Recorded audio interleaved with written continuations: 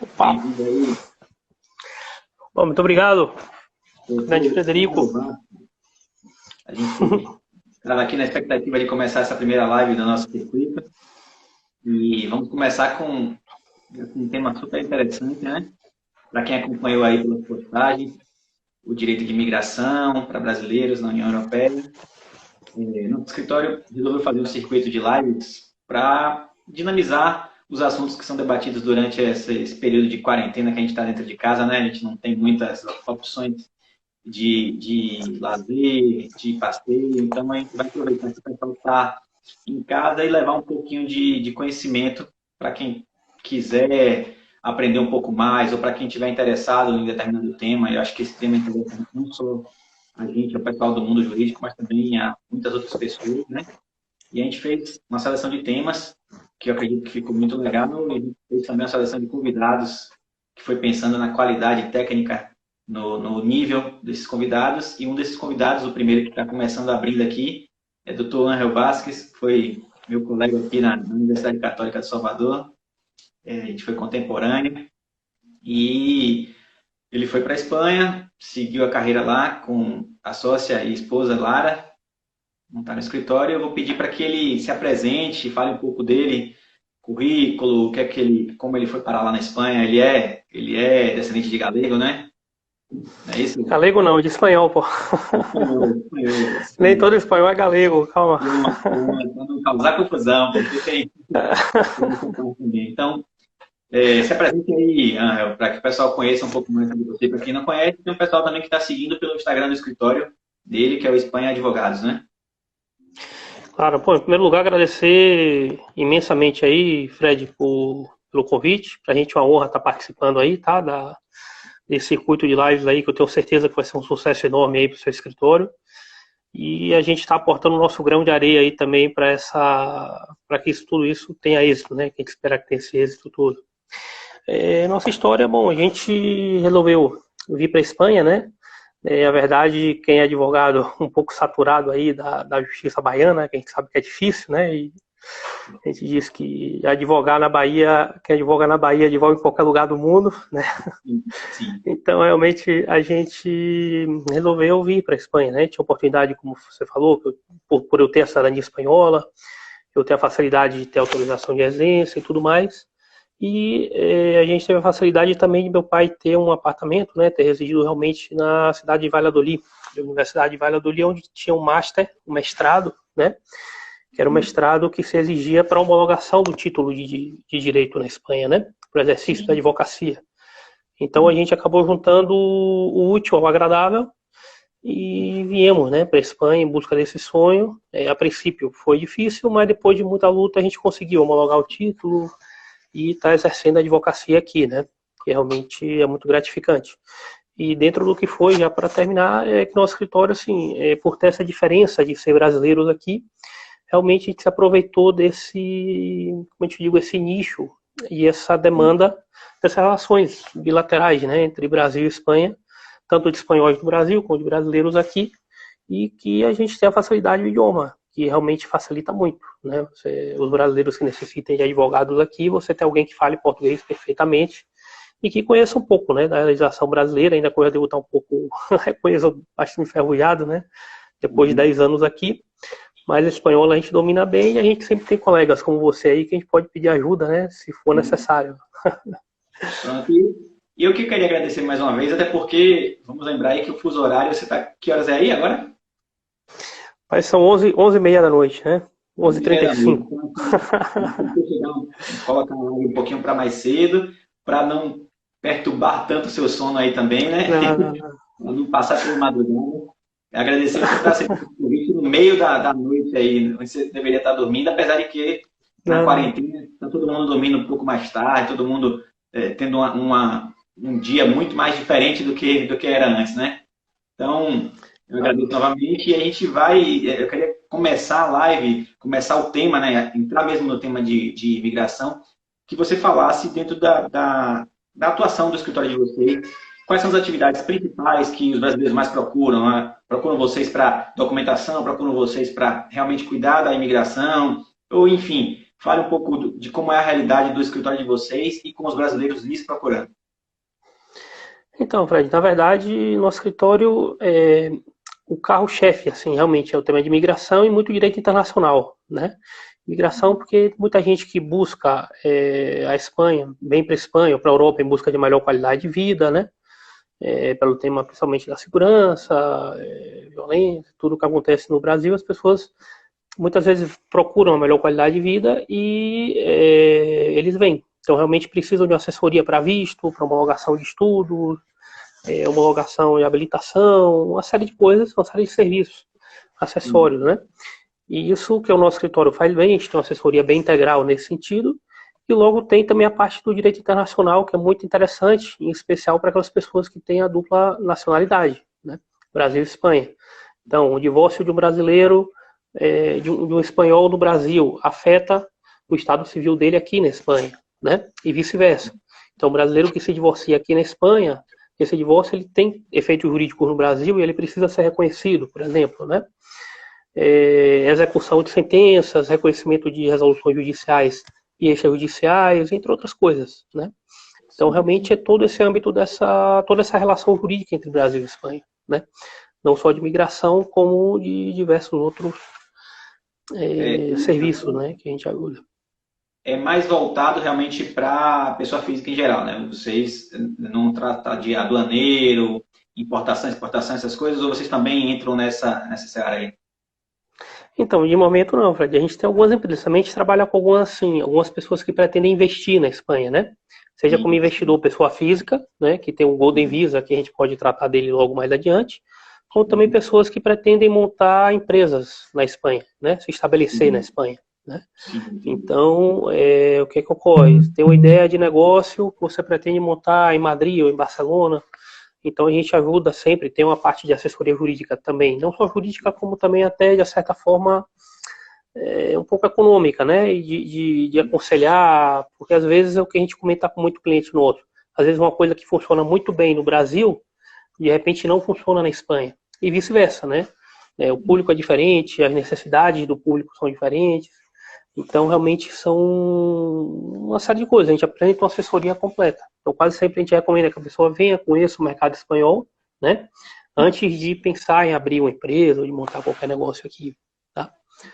Mas a gente faz quase tudo. É interessante porque, assim, para quem está aqui no Brasil, o que vê muito aparecer de oportunidades de conhecer essa questão da imigração mais para os Estados Unidos, né? O que a gente vê muito, tem muita propaganda, as empresas que trabalham com os Estados Unidos, elas são muito mais ativas com relação à publicidade, então elas fazem muita propaganda. Mas para a Europa, eu acredito, assim, vendo daqui, que a gente ainda é muito carente dessa orientação, né? De um advogado especialista, do advogado que assessore nesse conteúdo, porque muitas vezes as pessoas acham que a Europa é mais difícil de migrar, porque a Europa, ou às vezes acham que é mais fácil porque não exige visto para turismo. Então, assim, fica muito no vazio. Eu acho que é um bom nicho, como você falou, um bom nicho para que as pessoas tenham acesso aos advogados que têm esse conhecimento. E, no caso, o escritório de vocês é o que faz. Vocês, quando vocês atuam para brasileiros aqui, vocês atuam especialmente pela internet, primordialmente pela internet? Como é que funciona esse atendimento? Fala aí para a gente saber. Então, a gente tem o atendimento basicamente por internet, né? Hoje, graças a Deus, a tecnologia ela permitiu que a gente possa estar próximo, né, de alguma certa forma, ainda que a gente esteja longe. Uhum. Então, realmente, através de muita consulta por Skype, hoje em dia por WhatsApp.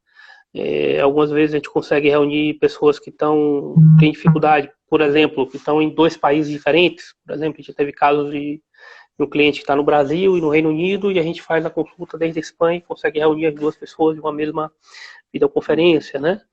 Então a gente faz diversos tipos de coisas, mas realmente o atendimento ele é inicialmente, como te digo, por Skype, por videoconferência.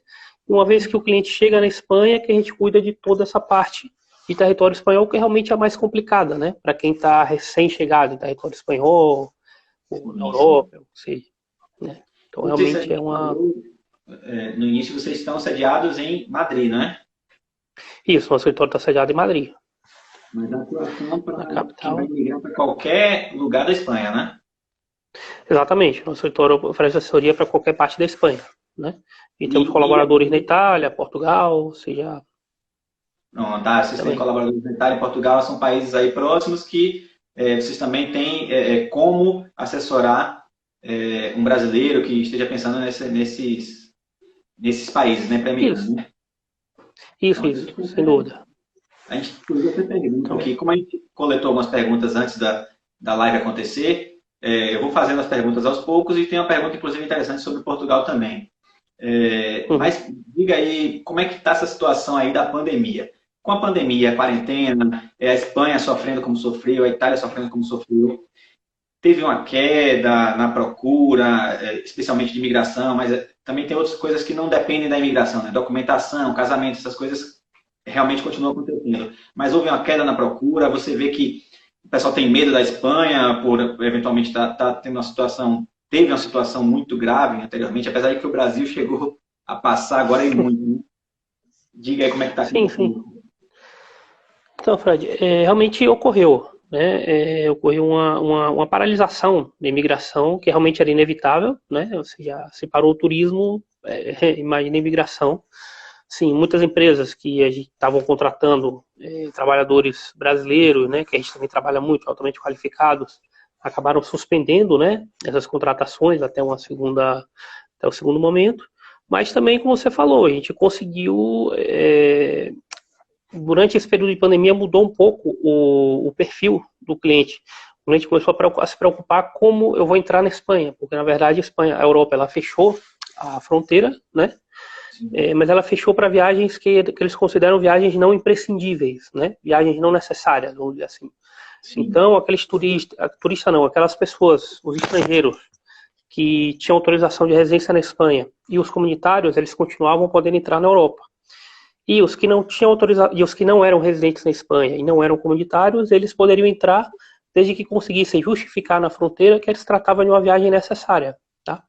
Nesse sentido, a gente teve alguns aspectos de alguns clientes interessantes, né? Por exemplo, uma esposa, o cônjuge de um cliente nosso, que ele veio para Barcelona em fevereiro, foi contratado por uma empresa em fevereiro, e a esposa ficou no Brasil para terminar de preparar a mudança, né? Uma mudança Uhum. de país, você imagina como é. Então ela ficou Uhum. um mês preparando a mudança e foi justamente quando veio o tema da pandemia. Então fecharam as fronteiras e ela entrou em contato com o nosso escritório para saber, pô, Ângela, posso entrar? Não posso? E é aquela coisa um pouco complicada. Bom, não sei, né? A princípio, não, mas a É gente, tudo novo, né? Tudo novidade. claro, é tudo muito novo. A legislação ela foi mudando praticamente diariamente, semanalmente. Então, assim, para a gente acompanhar foi um pouco complicado, mas no final a gente conseguiu fazer um informe, né? Com base nas diretrizes da União Europeia e ela conseguiu entrar, né? Então, para a gente foi muito gratificante conseguir reunir realmente essa família, né? E foi assim, mas tiveram outros casos que foram semelhantes, né? Mas realmente reduziu, que não tem jeito. Se reduziu o turismo, reduz a imigração, Sim. consequentemente, né? E no Mas caso, graças. uma pergunta até que me surgiu agora, que não foi de nenhum seguidor, nem amigo que mandou. No caso, para o contrário, para a saída definitiva, retorno definitivo ao Brasil, existe algum serviço que o escritório faça? É preciso? Como é que funciona isso aí?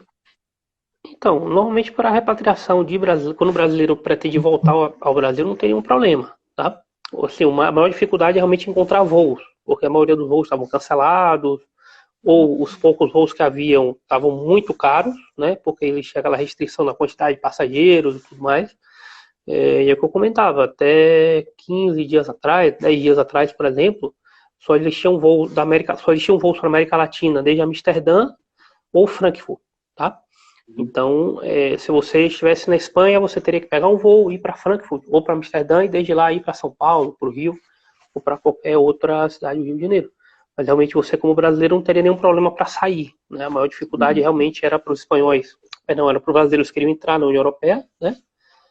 Ou até os espanhóis que quiseram entrar no Brasil, ainda que o Brasil não botou tanta restrição, né? Nesse sentido. Sim, é.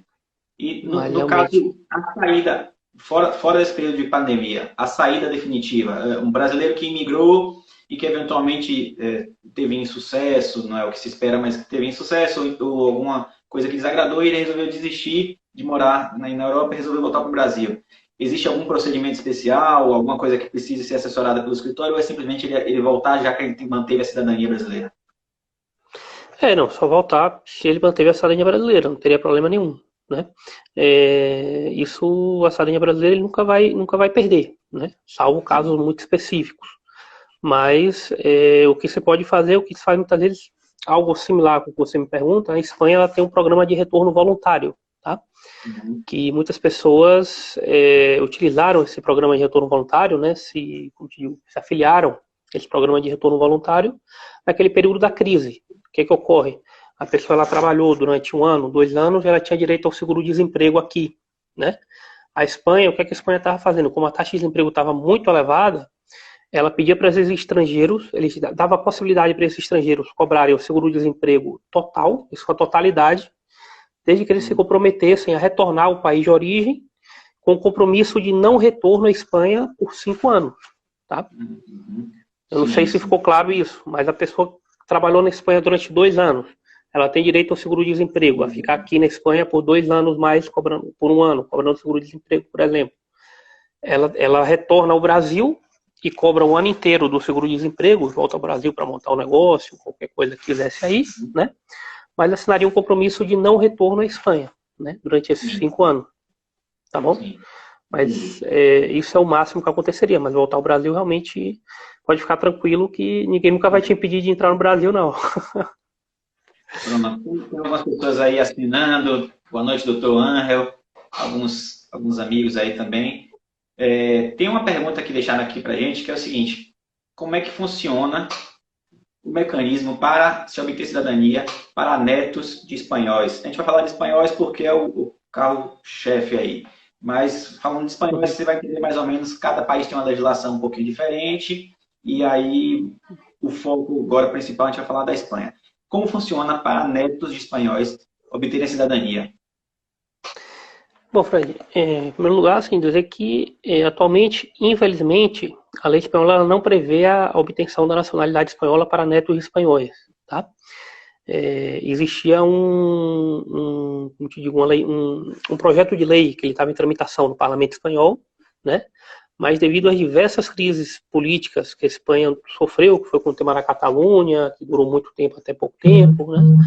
Agora com o tema da pandemia, entre outras coisas, esse projeto de lei acabou ficando um pouco mais... não foi aprovado ainda, tá? Mas a gente imagina que em algum momento esse projeto de lei vai ser aprovado e que vai permitir que os netos espanhóis eles possam solicitar essa cidadania espanhola, tá? E aí, quando eu digo isso, algumas pessoas devem me perguntar: não, Ângelo, mas eu já consegui, eu era neto e consegui a cidadania. Sim, existia um projeto de lei, da Lei de Memória Histórica, né, um dispositivo adicional, que permitiu, entre o ano 2007 e 2011, a gente conseguir solicitar a nacionalidade espanhola de origem, mesmo sendo neto de espanhol, tá? Então, quem pediu naquele período específico, entre 2007 e 2011, conseguiu a cidadania como neto, mas quem perdeu aquele prazo realmente já não conseguiria no dia de hoje, tá? Falando disso, sempre exceção, porque como você tem que saber, toda a lei quase tem exceção, seriam aqueles netos que seriam, que a gente chamaria de netos menores de idade, é dizer, os filhos daquele espanhol nascido na Espanha, né? Tem um filho no Brasil e esse filho ele é registrado no consulado espanhol ainda sendo menor de idade, tá? Então ele pode ser um neto de espanhol nascido na Espanha, que ele é espanhol também, tá? Não sei se ficou muito claro, mas ele conseguiria a cidadania espanhola. Pelo critério do solo. Ele não exerceu no início, ele vai exercer quando ele chegar na maioridade, no caso. Pelo critério do solo, para ele ter nascido na Espanha. Não. É que existe... É porque a Constituição, na verdade, o Código Civil Espanhol ele é um pouco diferente. Na verdade, a Espanha ela utiliza o critério do sangue, tá? Utiliza o critério do solo só em exceção, que logo a gente vai comentar também, mas a Espanha ela utiliza o critério do sangue, tá? O jus sanguinis, é dizer, os filhos espanhóis são espanhóis, mas eles respeitam até determinada geração, né? Não é o caso da Itália, por exemplo, que muita gente pergunta, a Itália ela não tem limite, tá? A nacionalidade italiana, os bisnetos, os trinetos, para sempre. Se você conseguir provar que algum dia você veio de origem italiana, por Sim. documento, você consegue obter. Não é o caso da Espanha. Tá? O que eu quero dizer é isso, que os filhos de Desdobrando a espanhóis. pergunta, desdobrando a pergunta, essa questão da documentação, só para saber, também é feito pelo escritório? Por exemplo, para provar alguma ascendência aí na Espanha, você faz esse serviço? O escritório de vocês fazem esse serviço? Sim, sim, também a gente realiza a busca de certidões aqui, quando necessário, né? Sim. Mas também, sinceramente, que depende um pouco da complexidade. Para a gente fazer essa busca de certidão, a gente precisa de muitos dados, né? Para você ter uma ideia, a gente se depara com muitos clientes, por exemplo, que dizem, meu pai, como comentou, meu pai nasceu na Galícia. Putz, mas a Galícia ela é uma província muito grande, né? É uma comunidade autônoma. Então, como é que a gente pode encontrar uma certidão com uma Bahia? Pô, nasceu na Bahia, meu pai nasceu na Bahia. Putz, na Bahia. Que lugar, né? E Em que que cartório de registro da identidade? Bahia? Exatamente, exatamente. Então você imagina a dificuldade. Então a gente tem que ter o máximo de informações possíveis para poder estar fazendo essa busca, né? Certo. Mas, bom, Deixa eu aproveitar uma pergunta que já fizeram aqui e que já tinham feito antes da live começar. Eu vou generalizar. A pergunta foi mais voltada para advogado, mas vou generalizar. Como funciona? Vocês também assessoram isso? Essa é uma pergunta se vocês assessoram. A validação de diploma. Eu sou um profissional no Brasil. O exemplo dado pelo colega foi advogado. Mas qualquer outro uhum. profissional. Sou profissional no Brasil. Existe qual a dificuldade? Como é que funciona o mecanismo para validação do diploma? No caso, para o advogado, a gente tem a questão da legislação ser diferente, enfim. Mas fale um pouco aí como funciona a validação de diploma. Algumas áreas que são mais fáceis, outras áreas que são mais difíceis. Então, esse é um tema também bem interessante, viu, Fred, na verdade, porque assim, a homologação de diploma eu só recomendo em determinados cursos, tá? Como, por exemplo, seria o caso da advocacia. Então, advogado, médico, arquiteto, engenheiro, toda aquela profissão cujo título ele habilita para uma profissão, isso quer dizer, o título de direito para advogado e médico, né, para exercer a medicina, você tem um colégio e que para você atender um paciente você tem que estar inscrito no colégio de médicos, né? Ou para exercer advocacia no colégio de advogados e vice-versa. E existem diversos outros títulos que não exigem. Por exemplo, o que a gente tem trabalhado mais é o tema de TI, né? Tecnologia de informação, informática, jornalismo. Você não precisa homologar esse título para exercer aqui na Espanha. Porque quando a empresa te contrata, ela te contrata pelo conhecimento que você tem, pela experiência, o conhecimento que você adquiriu. Mas você não precisa do título, ele não vai te habilitar para exercer a profissão aqui, né? Em relação à pergunta, já objetivamente, esses casos de médico, arquiteto, advogado, normalmente a gente pede uma homologação, né? E essa homologação no Ministério, que antes era o Ministério da Educação, hoje é o Ministério de Ciência e Tecnologia aqui, é uma homologação que eles dão condicionada, tá? A que você complete um mestrado, né? Esse mestrado normalmente é um mestrado de exercício de advocacia, que demora de 2 anos, e após concluir esse mestrado, aí sim você estaria habilitado para exercer a profissão de advogado, tá? Ou de médico. De médico, normalmente, eles não exigem esse mestrado, não, tá? O médico se homologa diretamente, na maioria das vezes. Médico, Médico dentista. e área de saúde como um todo, médico especificamente e as outras áreas de saúde, você sabe, enfermeiro, como surgiram perguntas a enfermeiro, Não, entre a outros. grande maioria da área de saúde, eles não exigem nenhum curso adicional, tá? Ou quando exigem, exigem alguma disciplina solta, né?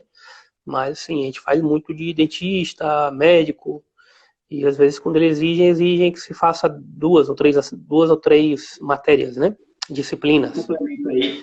O bom é que a gente está com a equipe toda aí do Vasquez e Belisário, a doutora Lara já complementou aí, que como tinha uma pergunta específica de enfermeiro, ela falou enfermeiro é necessário. Já para quem foi o enfermeiro aí que passou e fez essa pergunta, já está complementando aí a resposta. Pronto, então falando de validação é basicamente isso, né? A gente valida o diploma, pode se inscrever no Master, né? Como chama o Master, que é o mestrado daí, né? O mestrado, sim, sim. Para advogado. E para as outras áreas tem algumas especificidades. A gente não vai conseguir abordar todo mundo, todas as áreas aqui, mas cada uma tem especificidade. E algumas são mais simples, outras são mais complexas, mas em geral é isso aí, validação de diploma ou o curso de mestrado depois, né? Isso, e um dos detalhes é que desde 2011 para cá, desde 2012 na verdade, passaram a exigir também o conhecimento do diploma espanhol, né? Então, Sim. se alguém pretende homologar um título na Espanha, a primeira dica que eu dou é que comece a estudar espanhol, porque um dos requisitos é que você tenha o conhecimento do DELI, do diploma de espanhol como língua estrangeira, né? No nível B2, tá? O intermediário 2. Então, esse passa a ser um requisito que, que é dispensável para aqueles que são cidadãos espanhóis, ou que têm alguma nacionalidade cuja língua seja o castelhano, né? Sim. Ou a outra exceção é que esse curso que venha a ser homologado aqui, ele tenha sido feito em um país hispano-falante, né? Sim. Hispano-hablante, que é o caso de muitos brasileiros que homologam o título de medicina, cursam medicina na Bolívia e logo homologam aqui. Então ele não precisa provar essa proficiência no idioma, tá? Sim.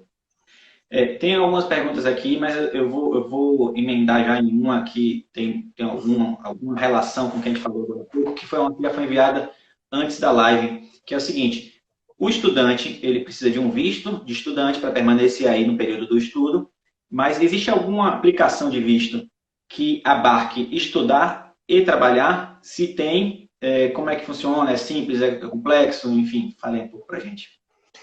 Então, o visto de estudante ele permite, assim, ele tem a possibilidade de estudar, de você trabalhar por 20 horas semanais, tá? Mas eu devo Sim. dizer assim, é um pouco desanimador porque a Espanha ela não é, por exemplo, como a Irlanda, né? A Irlanda, quando você pede um visto de estudante para a Irlanda, você automaticamente já tem autorização de trabalho, né? Então, não é o caso na Espanha. Aqui na Espanha você vai pedir um visto de estudante e você vai poder estar na Espanha durante esse período, mas vai poder ter a possibilidade de solicitar autorização de trabalho por 20 horas semanais, tá? E um dos requisitos que o governo espanhol exige é que esse trabalho ele não seja utilizado para o seu sustento, por incrível que pareça. Uma das exigências é que você prove para o governo espanhol que você pode se manter na Espanha com independência desse trabalho, né? A gente Então, falou aqui de profissionais, de estudante, e como tinha uma pergunta aqui também, vamos emendar com essa pergunta. O aposentado brasileiro, para ir para a Espanha, residir, fixar residência, algum requisito? É mais fácil, é mais simples, é mais difícil? Enfim, fale para a gente também. Isso aí que foi uma dúvida que surgiu agora há pouco, e como é conexo, né? A gente falou de estudante, a gente falou de profissional, vamos falar agora do aposentado. não, na verdade, a Espanha ela tem um visto de residência não lucrativa, né? Que ele é um visto que ele é pensado para realmente para aposentados. Mas a gente, hoje em dia, é o visto que a gente mais faz para os nossos clientes, porque ele é um visto que exige a comprovação de uma renda de 2.200 euros aproximadamente para um titular, tá? E mais 540 euros para cada familiar adicional. Então, cumprindo sua pergunta, qualquer aposentado brasileiro que queira vir para a Espanha e que consiga provar uma renda mensal superior a 2.200 euros, né? Hoje já está um pouco maior, né? Pelo esse câmbio que está um pouco uma loucura.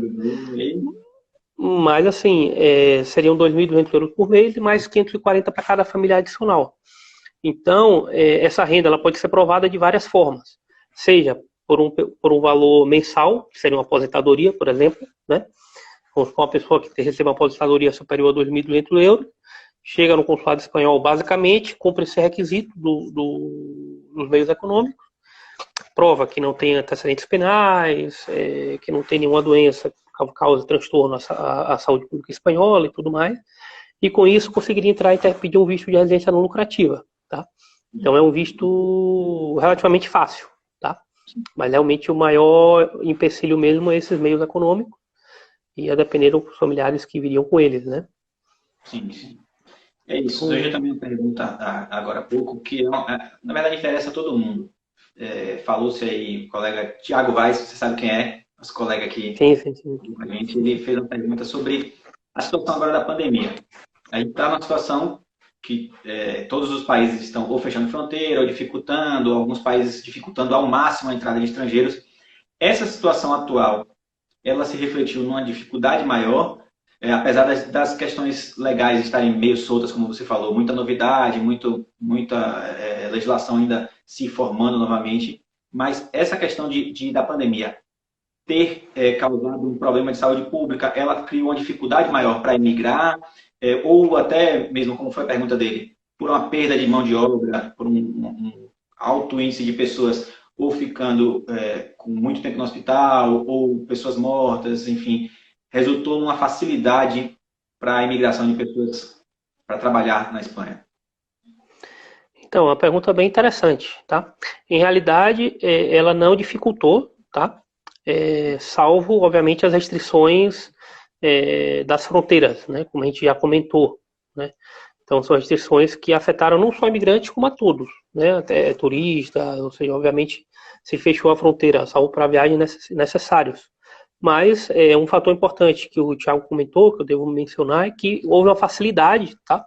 Para a contratação de médicos. O pessoal da área de saúde, por exemplo, muitos aproveitaram essa situação e homologaram os seus títulos de medicina para poder exercer a medicina aqui, porque a Espanha ela teve uma carência de médicos muito grande, então o governo ele meio que priorizou a homologação e a concessão de visto de trabalho para médicos, enfermeiros, para esse tipo de área da saúde, né? Mas obviamente são profissionais que viriam para estar o que chamou na linha de frente, né? Então é um risco que escorreria, assim, dá uma mão e com a outra ele Sim. não necessariamente, mas realmente. A gente falou da pandemia, a gente conversou, né? Eu e você, a gente conversou alguns dias atrás sobre a situação aí da Espanha, né? Que está numa crescente da abertura, né, do comércio. Mas fala aí pra gente, por curiosidade mesmo, a gente foge um pouquinho ao tema, mas por curiosidade, fala aí pra gente como é que tá, se tá muito ruim ainda, se o comércio realmente já abriu e abrindo, como é que tá a situação, o que é que você vê na rua aí? Você falou até que acreditava que realmente o governo teria chegado a um ponto de, olha, não tem muito o que fazer, vamos voltar para a rua, né? Então, Fred, que realmente a política aqui eu achei que foi muito bem feito, né, na minha opinião, tá? Uhum. Que eles fizeram, quando a Espanha estourou aquela situação bem complicada, que a gente chegou a ter 800 mortos por dia, né? Realmente houve isolamento social rígido, né, o lockdown, que tanto se fala, e que a gente nem sequer poderia sair na rua, salvo para ir no mercado, coisas extremamente específicas, né? Então a gente ficou nesse período por um tempo e a partir daí o governo ele criou 3 fases, né? 4 fases, que é a fase 0, 1, 2 e 3, né? E logo a nova normalidade. Então, a depender da quantidade de leitos de UTI, a depender da quantidade de contagiados, usaram uma série de critérios, entre os principais a disponibilidade de leitos de UTI, o número de contagiados e tudo mais. As províncias, as regiões, elas foram passando entre fases, né? Fase 1, 2, 3, e cada fase tem uma série de liberdades, né? Então, por exemplo, Madrid, a partir de hoje, hoje é segunda-feira, a partir de hoje, chegou na fase 2, por exemplo. Então, a gente já pode ver bares abertos, ainda que uma série de restrições, tem que ter uma distância, o uso da máscara é obrigatório, o governo ele disponibilizou uma máscara para cada cidadão, né? Então, a gente chegava com o nosso RG numa farmácia e eles davam para a gente de graça uma máscara, e, portanto, esse uso passou a ser obrigatório, né? Você não usar máscara na rua, em espaço público, é multa, tá? De 100 euros, aproximadamente. E, assim, a gente vem saindo uma desescalada realmente bem interessante, né? Alguns locais já estão na fase 3, por exemplo, como são as ilhas, que tem poucas pessoas infectadas. Barcelona e Madrid, que são os mais afetados, a gente passou para a fase 2 agora. E o comércio ele vai abrindo com algumas restrições também, tá? Então já tem loja de roupa, já tem uma série de coisas. A maior dificuldade, a maior restrição realmente é a quantidade de gente, né? Então, se antes cabiam 20 pessoas, agora o melhor, de repente, cabem 5 só, entendeu? Então, uma obrigação do álcool gel, uma série de restrições. Mas a verdade é que a gente sai na rua e tem a sensação hoje, se eu te digo a sensação que eu tenho, é que é quase normal. Assim, é impressionante como o ser humano consegue se acostumar a tudo, né? Até as coisas mais absurdas, do que é usar máscara, do que é você ver uma pessoa de longe, meio que dar um tchau e tal, e assim, mas a gente vai sentindo que vai voltando pouco a pouco e a gente vem com esperança, porque realmente os números eles se mantêm, né? Não houve de momento, pelo menos, um rebote. Isso é de grande felicidade e grande alívio para a gente, né? Sim, sim. A Lara até falou que ela acha que o importante é que as medidas estão sendo efetivas, né? E aí, como você falou, a gente está vivendo um novo normal. E vou até abrir um gancho aqui para o nosso colega Valdemir Liger Neto, advogado também. Ele vai fazer uma live logo na sequência, por volta de 7h30, 8 horas, se não me engano, sobre o novo normal. E como ele é parceiro, sempre está junto com a gente aqui, chamar para quem quiser ver um pouquinho dessa live sobre o novo normal, seguir aí na sequência para assistir ele. E aproveitando também essa pergunta aí, o Dr. Jorge, nosso colega aqui do escritório, ele fez uma pergunta a respeito do sistema de saúde, que também é interessante saber disso. O imigrante brasileiro, quando ele chega na Espanha, a gente ouve muito falar que o sistema de saúde, o SUS, é modelo internacional. Aí, agora, durante a pandemia, a gente ouviu falar muito do NHS, né, do lado da Inglaterra, que é saúde pública gratuita. Nos Estados Unidos já é diferente. Você vai para o hospital te atende, mas a conta chega depois. Então, como é que funciona aí na Espanha? Tem alguma diferença para imigrante e para nacional? E se não tem diferença, como é que é o sistema de saúde aí, para o pessoal que tem interesse em ir para lá? Para ir para Então, eu te comento, Fred, na verdade, o sistema de saúde aqui é público também, tá?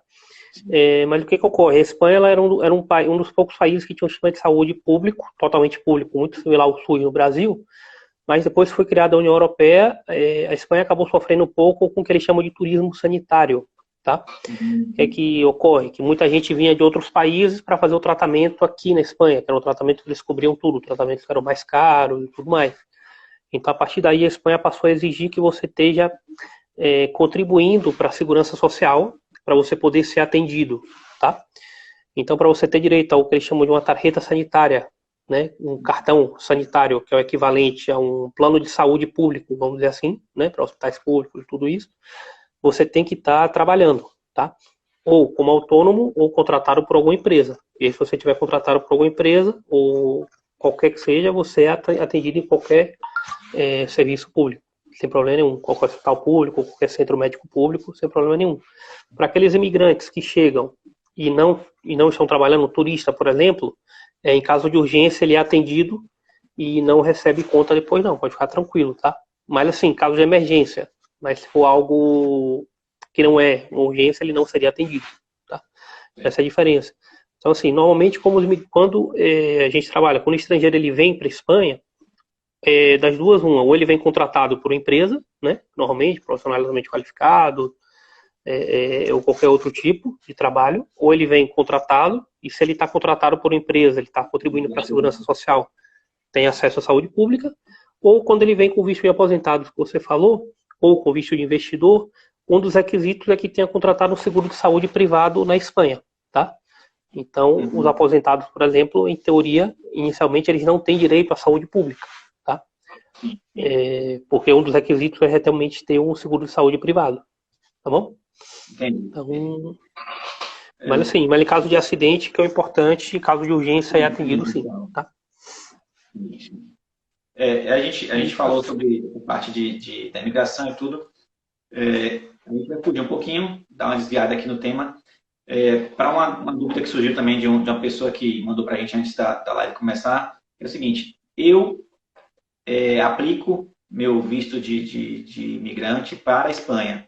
Eu posso fixar residência em outro país do espaço Schengen? Aí, se quiser, seria bom até explicar um pouquinho para quem não conhece o que é o espaço Schengen rapidamente e aí explicar se é possível e como é que funciona. Legal. Bom, o espaço Schengen é mais ou menos o espaço europeu, né? É o acordo daquele espaço de livre circulação dentro da União Europeia, em que não há o controle de fronteiras, nem nada disso. Eram 27 países, se eu não me engano, tá? Porque não é só o espaço europeu, tem outros que fazem parte do acordo, como é o caso de Suíça, Luxemburgo e outros países específicos, que agora não me lembro exatamente, mas exatamente, que fazem parte desse espaço Schengen, não é a moeda, não é o euro, por exemplo, mas mesmo assim estão dentro desse território de livre circulação, tá? Com relação à pergunta que você comentou, a pessoa que tem autorização de residência na Espanha, ela pode sim, ela tem livre circulação no espaço europeu, mas ela não pode fixar residência em outro país, porque nesse outro país ela estaria irregular, né? O que é que eu quero dizer? Imagine que a pessoa vem, pede autorização de residência para Portugal e quer viver na Espanha. Para você viver na Espanha, você precisa de uma série de requisitos, né? Você precisa ter um número de NIE, que é equivalente ao CPF, ter um empadronamento, ter uma série de documentos que te habilitam como residente na Espanha, tá? Uma coisa a gente não pode confundir a livre circulação, né, dentro do espaço Schengen. Imagine que você reside na Espanha, você tem direito a circular em toda a União Europeia sem problema nenhum. Se você quiser entrar na União Europeia pela Alemanha, pela Itália, pela França, com o cartão de residência espanhol, você entra sem problema nenhum, né? Porque você tem a livre circulação. Mas realmente residir não poderia, tá? Para todos os efeitos, fixar a residência em outro país não poderia, tá bom? Aí no caso de quem obteve a cidadania já é diferente. Quem obteve a cidadania, ele já é cidadão europeu. Então ele vai poder fixar a residência em outro país do espaço Schengen. Exatamente, mas ainda assim ele tem que cumprir alguns requisitos, algumas determinações, tá? Por exemplo, o italiano, a mesma coisa, o espanhol que vai para a Itália, o italiano que vem para a Espanha, por exemplo, né? Que a gente tem muita gente que é descendente de italiano, que tem cidadania italiana e quer vir para a Espanha. Vir para a Espanha, ele vai precisar comprovar que ele tem meios para se manter aqui em território espanhol e que ele tem um seguro de saúde privado, tá? Ou tem uma proposta de trabalho, um contrato de trabalho qualquer. Tá bom?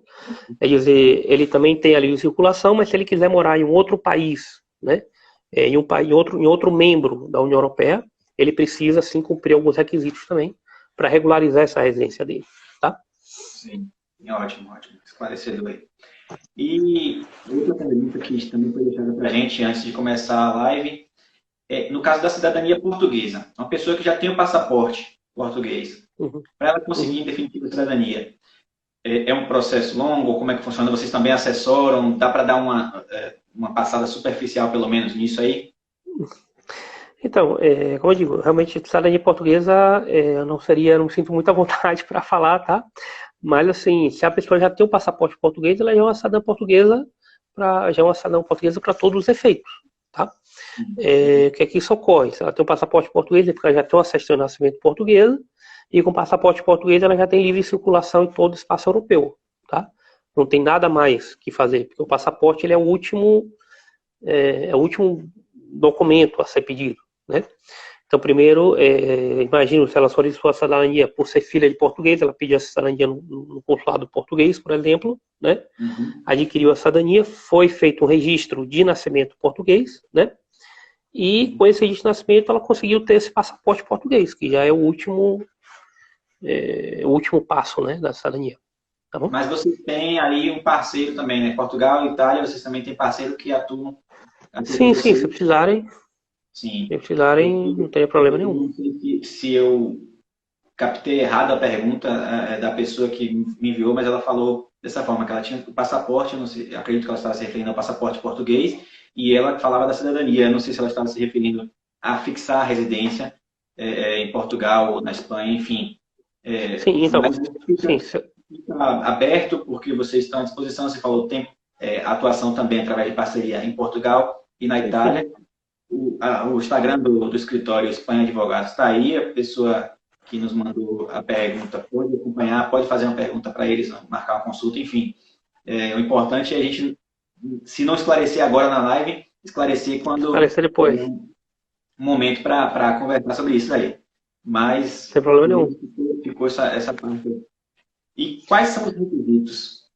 Eu vou para mais uma pergunta do público que falou com a gente antes, que é: quais são os requisitos para a obtenção do visto de investidor na Espanha? A doutora Lara já mandou aí Espanha Advogados, @Espanha Advogados, o link aí para o pessoal que quiser visitar, fazer as perguntas lá, seguir eles no Instagram.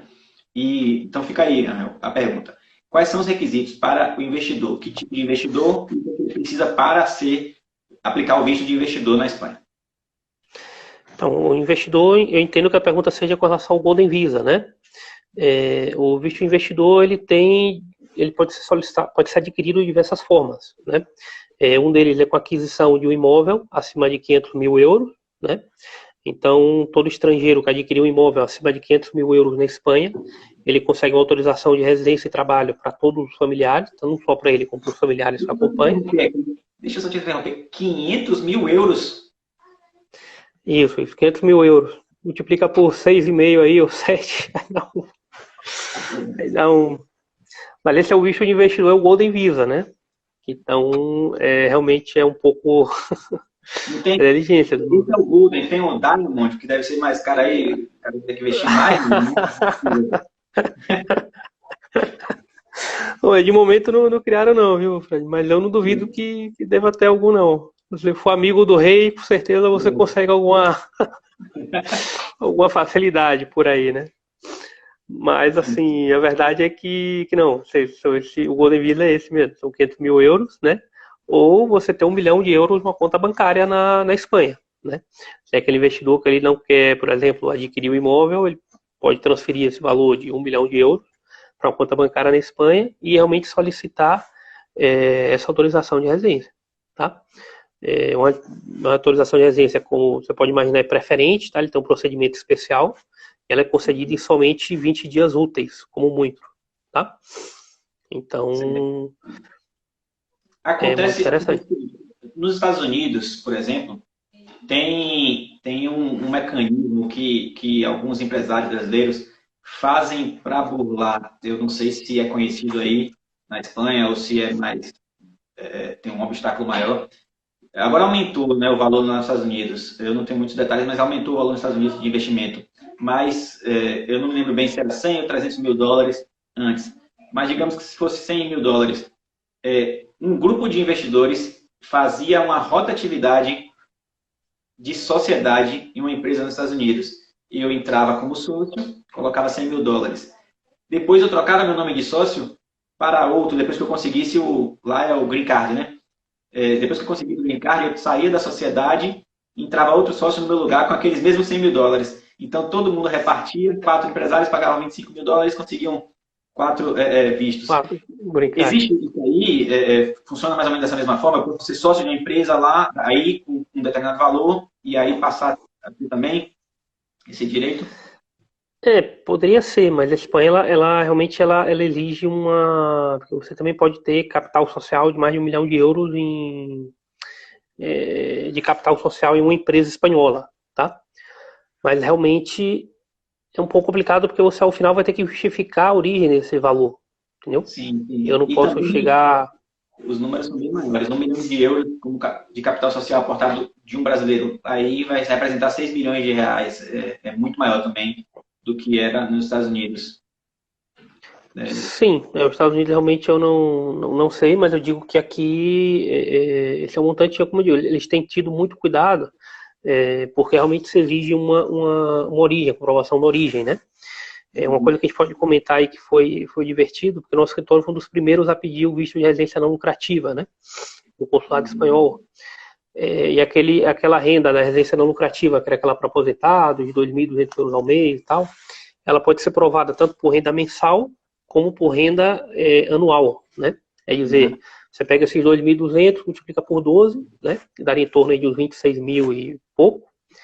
E se você prova para o governo espanhol que você tem 26 mil euros numa conta bancária, né, com conta investimento, conta poupança, o que for, você está habilitado para pedir esse visto, né? Então, no primeiro momento, acontecia algo similar. A pessoa pedia, assim, o cliente pedia um emprestado de amigos, familiares, todo mundo, botava um dinheirão na conta, ia com saldo de conta bancária, pedia o visto e vinha, senão o governo provava. Então, a gente chegou a fazer aí uns 5 ou 6, mais ou menos assim, até que o sétimo o governo falou, opa, alguma coisa está errada aqui. Meu amigo, me dê esse imposto de renda aí, para ver de onde é que vem esse valor mesmo. Porque senão é uma coisa errada. Não é possível que... E o problema é que, a princípio, a gente fez muito jogador de futebol, né? Então, os meninos que vinham com 18 anos, 19, 20, que vinham para jogar bola e tal. Eu falei, pô, onde é que tá saindo tanto jovem rico assim que... E ao final, pô, começaram a pedir realmente comprovação da renda que se faz, né? Por imposto de renda e uma série de outras coisas que a gente tem que provar mesmo, né? Então já não tá tão fácil, não.